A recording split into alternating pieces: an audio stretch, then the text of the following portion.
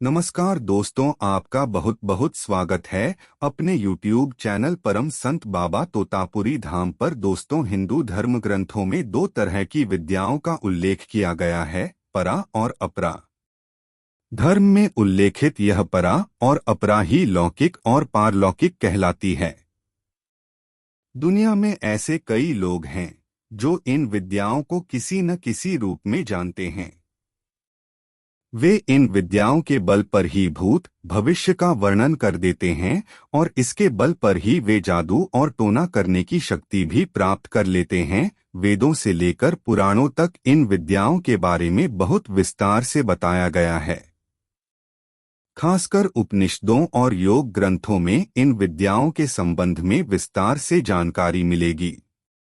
मुंडकोपनिषद अनुसार परा यौगिक साधना है और अपरा आध्यात्मिक ज्ञान है।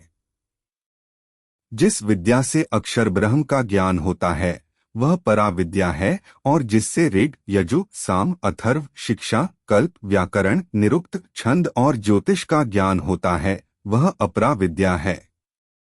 परा प्राकृतिक शब्द उन व्यक्तियों वस्तुओं या घटनाओं के लिए प्रयुक्त होता है जिसे कुछ लोग वास्तविक मानते हैं, लेकिन जो प्रकृति का भाग नहीं होते या सामान्य प्रकृति से परे होते हैं।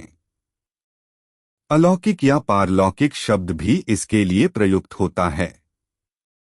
पराशक्ति या अलौकिक शक्ति संपन्न व्यक्ति को चमत्कारिक व्यक्ति माना जाता है, जो भूत वर्तमान और भविष्य की घटनाओं का ज्ञान रखता है और जो कभी भी किसी भी प्रकार का चमत्कार करने की क्षमता रखता है। कैसे प्राप्त करें यह विद्या? यह परा और अपरा शक्ति चार तरह से प्राप्त होती है: देवताओं द्वारा, योग साधना द्वारा, तंत्र मंत्र द्वारा और किसी चमत्कारिक औषधि या वस्तुओं द्वारा। परा विद्या के पूर्व अपरा विद्या का ज्ञान होना जरूरी है। परा विद्या एक चमत्कारिक विद्या है तो दूसरी ओर यह ब्रह्मा को जानने का मार्ग। जगत तीन स्तरों वाला है। एक स्थूल जगत जिसकी अनुभूति जागृत अवस्था में होती है। दूसरा सूक्ष्म जगत जिसका स्वप्न में अनुभव करते हैं, तथा तीसरा कारण जगत जिसकी अनुभूति सुषुप्ति में होती है। इन तीनों स्तरों में जो व्यक्ति जागृत हो जाता है, साक्षी भाव में ठहर जाता है, वह परा और अपरा दोनों ही प्रकार की विद्याओं में पारंगत हो जाता है। अपरा जिसमें जानने वाला और जाना जाने वाला अलग अलग होता है। इसमें सभी ज्ञान, चाहे वह संसार के विषय में हो वह ब्रह्मा के विषय में आ जाता है। अपरा विद्या वह विद्या है जो स्वप्न की बुद्धि से उत्पन्न होती है तथा निराकार तक का ज्ञान देती है। 10 अपरा विद्याएं हैं: शिक्षा, कल्प, व्याकरण, निरुक्त, छंद, नक्षत्र, वास्तु, आयुर्वेद, वेद, कर्मकांड। अन्य जगहों पर इनके भाग अलग अलग हैं, जैसे 4 वेद और 6 वेदांग। गीता में पृथ्वी, जल, अग्नि, वायु, आकाश, मन, बुद्धि एवं अहंकार को अपरा शक्ति कहा गया है, क्योंकि ये बनते और मिटते हैं। ये मिथ्या नाशवान शक्तियां हैं। गीता इसको पूर्ण रूप से जान लेने वाला ही अपरा शक्ति संपन्न व्यक्ति होता है।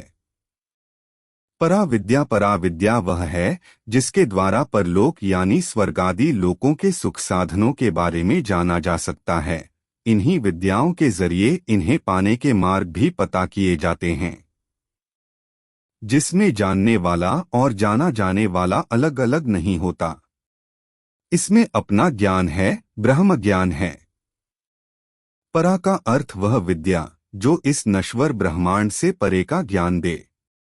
उपनिषद में कहा गया है कि परा विद्या वह विद्या है जो जागृत बुद्धि है और उसी से अक्षर ब्रह्मा को जाना जाता है। परा विद्या तो ज्ञान की एक अलग प्रक्रिया का ही वर्णन है, जिसमें क्या क्या जाना जाता है यह प्रश्न ही नहीं उठता। उपनिषदें अपरा विद्या, निम्नतर ज्ञान और परा विद्या, उच्चतर ज्ञान में अंतर करते हैं। अपरा विद्या से तात्पर्य वेदों और विज्ञानों में उपलब्ध ज्ञान से है।